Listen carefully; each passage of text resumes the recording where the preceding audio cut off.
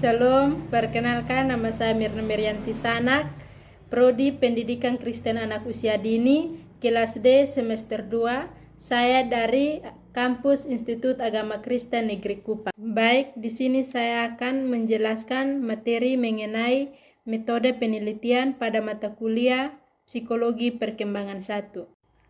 Jenis penelitian ilmiah secara umum dibagi menjadi 3, yaitu yang pertama penelitian eksploratif, yang kedua penelitian eksploratory atau konfirmatory, dan yang ketiga penelitian deskriptif. 1. Pengertian penelitian eksploratif. Menurut Kotler 2006 menyatakan bahwa penelitian eksploratif adalah salah satu pendekatan penelitian yang digunakan untuk meneliti sesuatu yang menarik, yang belum diketahui, belum dipahami, atau belum dikenali dengan baik. 2. Pengertian penelitian explanatory atau konfirmatory. Penelitian explanatory adalah jenis penelitian yang merupakan pilar dari jenis penelitian lainnya.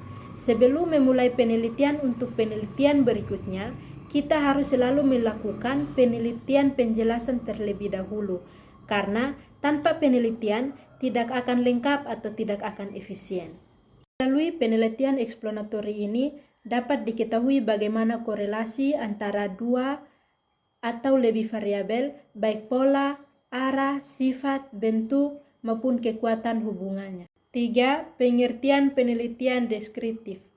Penelitian deskriptif biasanya mempunyai 2 tujuan. Yang pertama adalah untuk mengetahui perkembangan sarana fisik tertentu atau frekuensi terjadinya suatu aspek fenomena sosial tertentu. Penelitian deskriptif digunakan untuk mendeskripsikan berbagai aspek fenomena. Dalam format populernya, penelitian deskriptif digunakan untuk mendeskripsikan karakter atau perilaku populasi sampel. 2. Jenis-jenis metode pengambilan data penelitian psikologi perkembangan diantaranya observasi, tes psikologi, pemberian angket, catatan dokumentasi, catatan anekdot, catatan dokumentasi, dan wawancara. Pertama, observasi. Observasi merupakan salah satu teknik pengumpulan data yang tidak hanya mengukur sikap dan responden atau wawancara dan angket, namun juga dapat digunakan untuk merekam berbagai fenomena yang terjadi, diantaranya situasi dan kondisi. Yang kedua, tes psikologi. Metode penelitian selanjutnya yang mungkin sudah tidak asing lagi untuk kita adalah metode tes. Dalam metode ini, tes menjadi sebuah instrumen yang akan diberikan kepada subjek penelitian. Tes tersebut akan berupa pertanyaan ataupun perintah yang harus dijalankan. Yang ketiga, angket. Angket adalah teknik pengumpulan data yang dilakukan dengan cara memberikan seperangkat pertanyaan atau pernyataan kepada orang lain yang dijadikan responden untuk dijawabnya.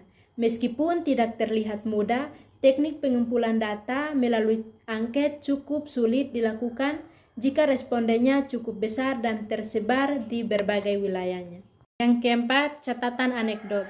Catatan anekdot adalah suatu alat untuk mengumpulkan data tingkah laku yang di luar kebiasaan subjek penelitian atau catatan yang menulis peristiwa yang terjadi seketika di luar kebiasaannya. Yang kelima, wawancara. Wawancara merupakan teknik pengumpulan data yang dilakukan melalui tatap muka dan tanya jawab langsung antara pengumpul data maupun peneliti terhadap narasumber atau sumber data. Yang ketiga, jenis-jenis penelitian diantaranya studi kasus, studi etnografi, studi korelasional, penelitian eksperimen, dan penelitian cross-segmental study. Pertama, studi kasus dan etnografi. Studi kasus dan etnografi adalah 2 studi kualitatif dan terperinci populer yang digunakan dalam bidang ilmu sosial. Meskipun ada kesamaan tertentu antara kedua metode ini, seperti sifat holistik mereka dan periode waktu yang diperpanjang, ada juga beberapa perbedaan antara keduanya. Perbedaan utama antara studi kasus dan etnografi adalah fokus mereka.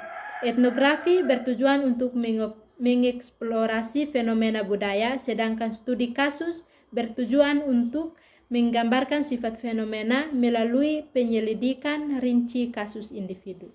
2. Pengertian penelitian korelasional.